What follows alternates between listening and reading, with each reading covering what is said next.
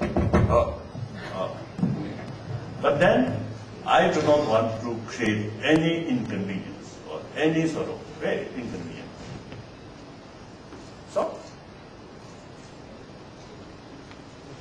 yes? Oh, this, how old friend, yes. Your number is upset. 32.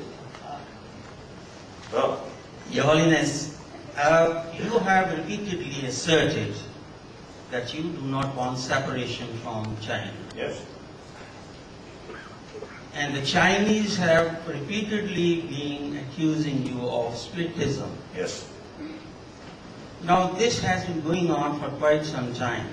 Meanwhile, the Chinese are going on with the cultural genocide, as you have said, and also demographic change in Tibet, leading to complete erosion of the identity of the Tibetan culture. Maybe the Chinese are biding time, but where do we go from here? You have had, your representatives had some rounds of talks also with the Chinese, and yet you have been nowhere near any solution. In this situation, the world would like to know as to how long shall the Tibetans wait and where are we heading to?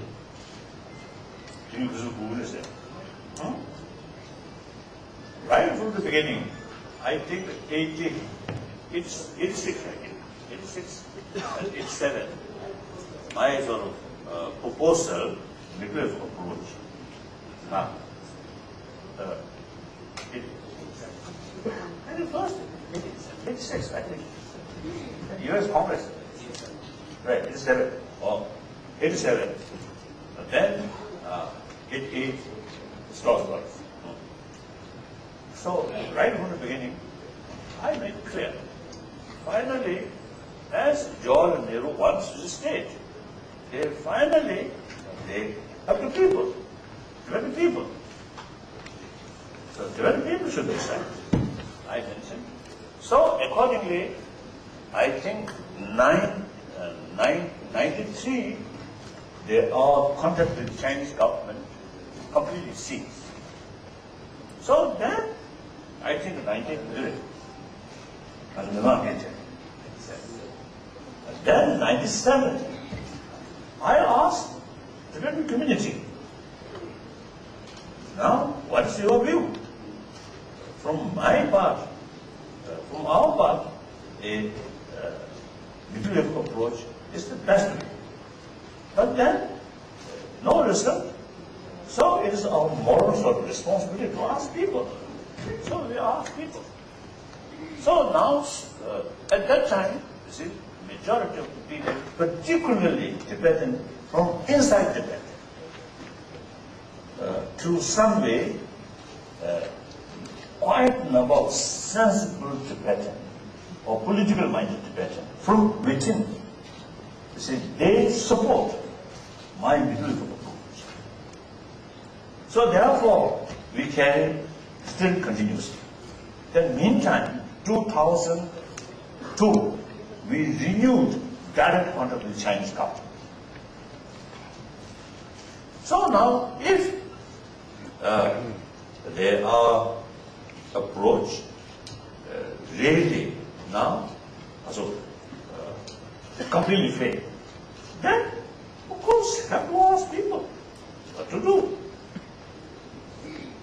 And seek advice, some of our supporters, who usually prefer independence, including these people. Okay. That's a democratic sort of way. We fully committed about democracy. So therefore, you see, some of these youth, some are rather sort of, rather tough. So, recently I met some of them, and I made clear, since we fully committed about democracy, so I cannot say to you, shut up. I cannot say. I do not want. It is your right. Express what you are feeling. But meantime, it's my moral responsibility to make clear if you do this kind of that sort of action, then consequences, what kind of consequence, possibility of different consequences, that my moral responsibility to make clear to them. So like that. So, including my elder brother, it is their individual right, freedom, to criticize. Like that. That's unfortunately the Chinese leaders seem to see they have no such experience, so they do not understand what is freedom, what is democracy. So when you see some people, some Tibetans, you see they doing certain sort of expression, then Chinese always accuse us. We create these things. Why not to control these things? We can't control and do not want control. On the first row here, Mr. Kranti. My name is Vijay Kranti. I'm editor of the Pradesh. Your Holiness, we have been of late hearing a statement in the media by you, which says that if Tibetans don't stop violence, I will quit. Knowing the history of this movement, I think this statement has a big potential of creating confusion. It is giving an impression as if the Tibetans are committing violence and Chinese government is very peaceful. Don't you think this is time you should clarify exactly who is committing violence and in which situation you are making this appeal to the Tibetans? Actually, you see, this was the day, I think, moral publication. 1980, I think 1987, uprising happened in Tibet.